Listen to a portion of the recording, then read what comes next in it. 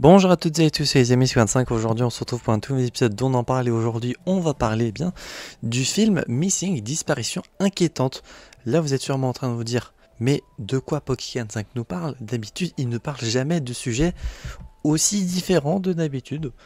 Tout simplement, j'ai vu ce film là du coup avec ma meilleure amie Ayuno pendant que j'étais en quelques jours en vacances chez elle et du coup on a vu ce film là qui est sur Netflix. Et c'était intéressant, pour le coup j'ai bien apprécié. Pour ceux qui voudraient savoir, on va commencer directement par le synopsis.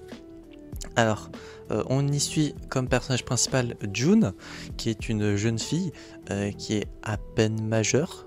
Ouais, elle a 18 ans. Bon, aux États-Unis c'est 21 ans la majorité. Ouais, ça dépend des trucs. Mais à 18 ans, globalement, elle est majeure.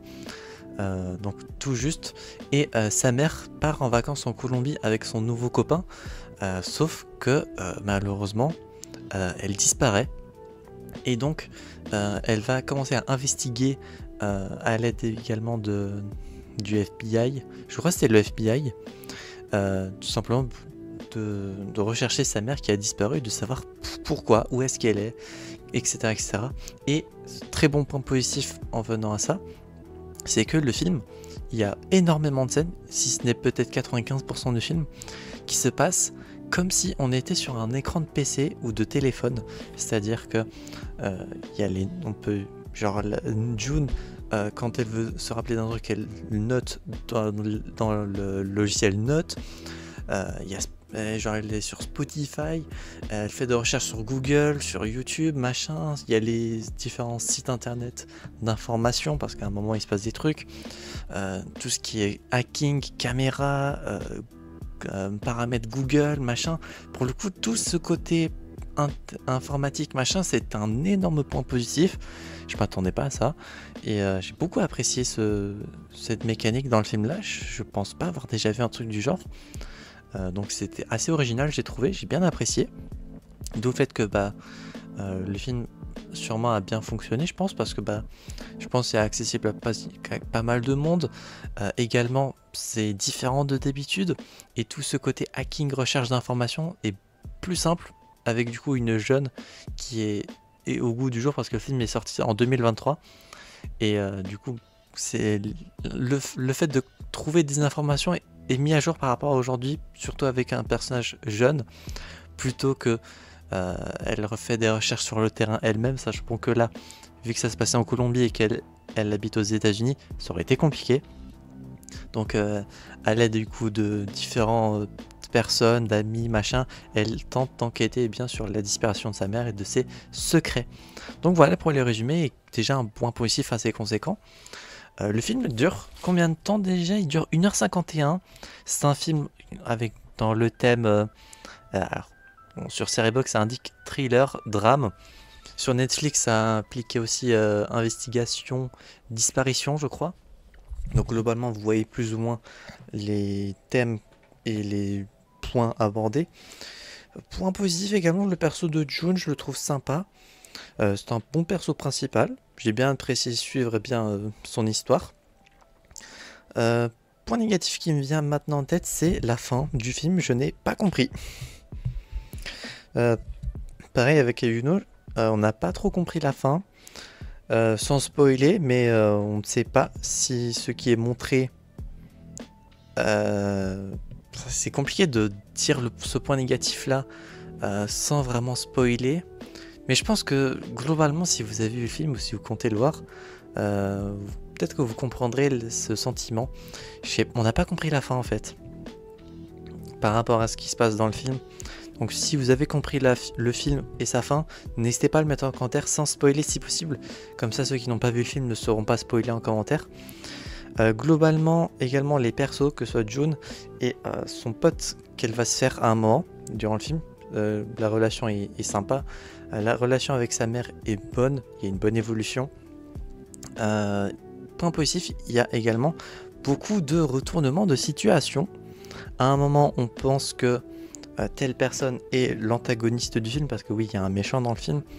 À tel moment on pense que tel personnage du coup est mort par exemple, mais en fait il est pas mort. tel personnage revient, tel personnage est en fait une bonne personne alors qu'on pensait qu'elle était méchante, et inversement. Donc pour le coup il y a pas mal de retournements de situation incongrus avec elle à chaque fois. Du coup, si vous voulez savoir, avec Ayuno, quand on regardait le film, on faisait nos petites théories durant le film et on les exposait en disant lui je le sens pas, je lui fais pas confiance, machin. C'était marrant d'exposer nos théories. Comme ça à la fin on pouvait se rendre compte que pour la majorité d'entre elles, peut-être 75% d'entre elles, c'était pas la théorie ne s'est pas avérée réelle, mais il y avait quand même quelques points qu'on a su deviner malgré tout. Et le fait d'avoir des retournements de situation, voilà, on ne sait pas à quoi s'attendre, machin, c'était intéressant. Ça change du coup des trucs que je regarde où soit je pense pas forcément aux événements qui se passent en regardant le film, ou bien le truc est tellement évident que je n'y prête pas attention globalement. Mais là, le fait de devoir faire des théories sur un truc d'investigation, ça fait un peu... Bon, la comparaison est un peu nulle, mais genre ça me fait penser à Death Note un peu. Bon, Death Note ayant déjà connaissance de comment s'est déroulée l'histoire, c'était pas vraiment une découverte pure de l'histoire, là c'était une vraie découverte. Et de devoir faire des théories sur un truc d'investigation, c'était trop intéressant. Peut-être que je regarderai d'autres films ou des trucs du genre qui ont ce sujet-là, ça peut être intéressant. Tout seul, je pense pas, tout seul ça me ferait chier. Donc peut-être avec des gens. Parce que je vous avoue, regarder des trucs du genre, je l'ai fait parce que j'étais avec Ayuno et que du coup le film au premier abord je l'aurais jamais regardé. Mais devoir regarder ce film là avec elle, j'ai passé un bon moment, que ce soit avec elle ou en découvrant le film. Donc globalement, je pense que si je dois revoir des trucs du genre, ça sera soit avec elle, soit avec d'autres personnes, pour du coup faire nos propres théories pendant qu'on regarde le film ou quoi. Comme ça c'est plus intéressant je trouve, et l'expérience en est plus gratifiante quand à la fin on découvre qu'est-ce qui se passe concrètement. Donc voilà pour le film globalement. J'ai bien apprécié la mise en place et machin.